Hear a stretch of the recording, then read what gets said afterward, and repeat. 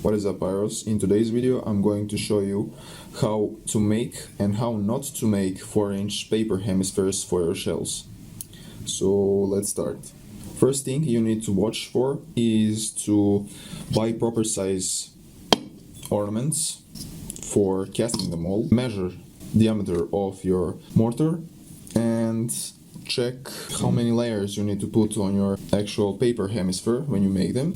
For example, you have core layer, the actual paper hemisphere, you need to paste the shell and you need to pack the shell.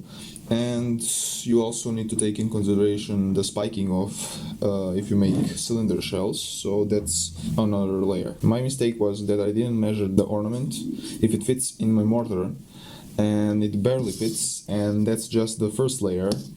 And imagine putting pasting layer and packing the shell in the final layer, and that will surely not fit in 4-inch mortar.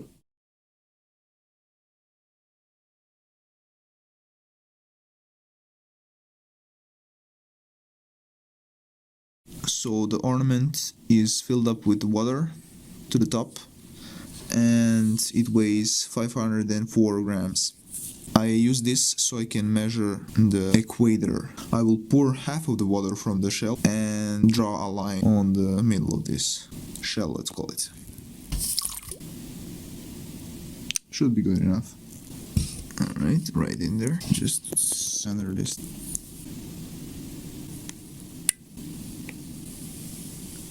As you can see, there is the water and there is the half of the shell from the fabric line, and it matches perfectly with half of the amount of water I put inside.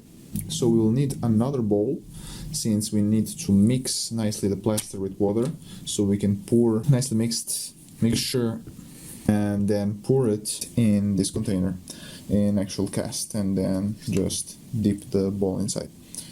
So if you want to reinforce plaster, you can put the steel wool inside, but I'm not going to do the thing with steel wool because I think it'll be just perfect. Alright guys, make sure you shake it nicely so you get all of the bubbles outside. And I'm going to press this thing. And you can press actually a bit further inside because we can grind this actually and make it nicely later.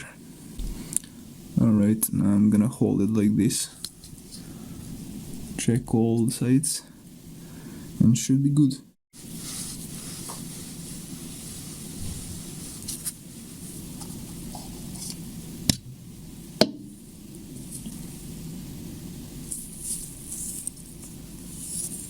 Problem with plaster is your edges may break when you pull out the ball, but that's easily fixable if you do it on time. So there's the cast. I need to pour it out of this bucket. So there it is. I took it out. Perfect bottom as usual. I need to be very careful while it's still warm and kind of soft until it dries fully. So there is the cast. What we'll also do is probably grind off a little bit of this uneven spots and just turn around and grind it off the concrete to get nice edges and get rid of this part while grinding, so that will be nice. After you cast your mold, you could also make, for example, 2-layer hemisphere. Just stick 2 or 3 layers and check if that fits in your mortar, just so you save your time. If it doesn't fit, then you will have to reduce the diameter of your mold. So those are some steps I actually did when I failed. So here is how I fixed it. As you can see, the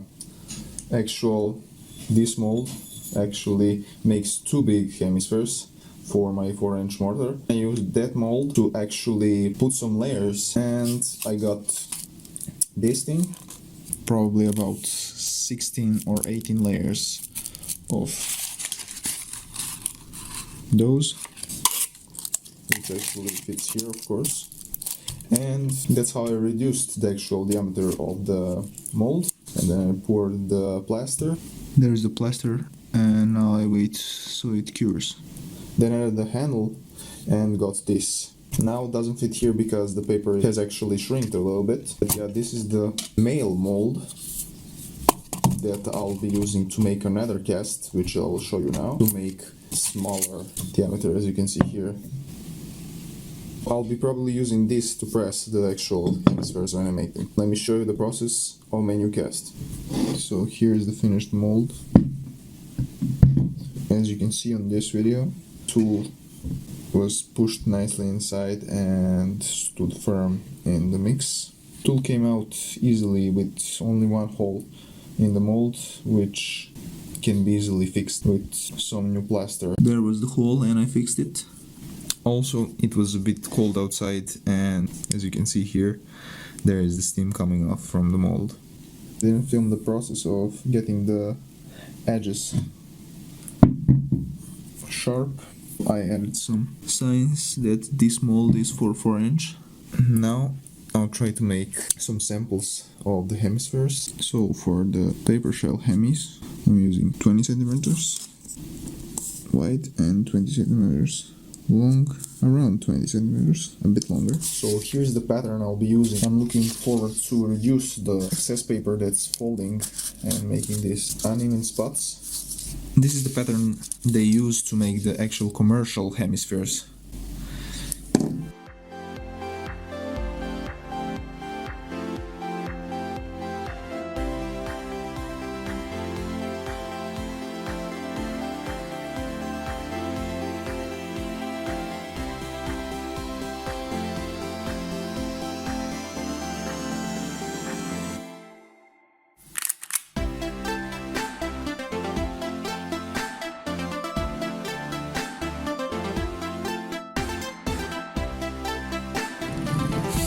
Alright, there it is.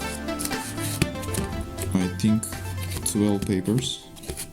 So that's 6 layers. I will actually cut it when it dries tomorrow.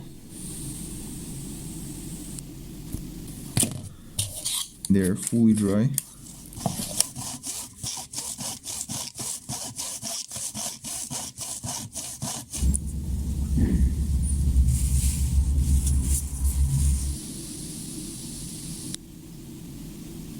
Alright, they look so nice.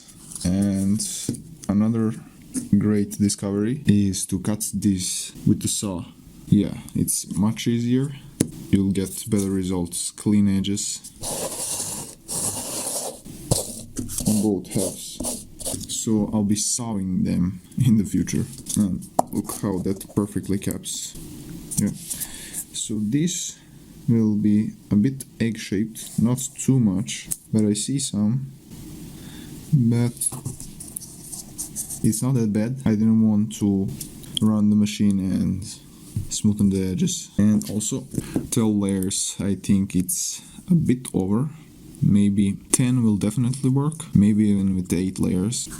I'm not going to do 12 in the future, I think it's too much.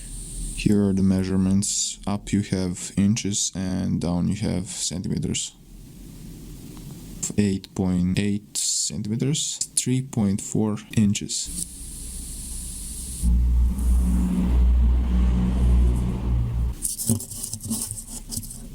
So there is enough space for the pasting and quick match. So as I mentioned, it's a bit egg-shaped, but it will anyways go this way.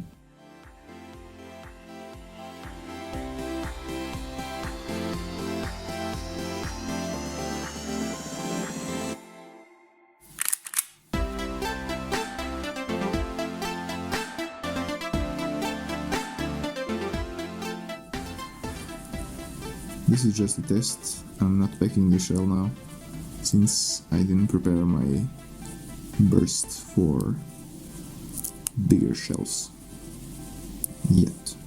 So I hope you enjoyed and took out some useful tips from this video. I did definitely through this process and shared it with you. So if you did learn something and this video was helpful to you, please like the video and I'll see you on the next one. I hope you enjoyed. Stay safe, pyros.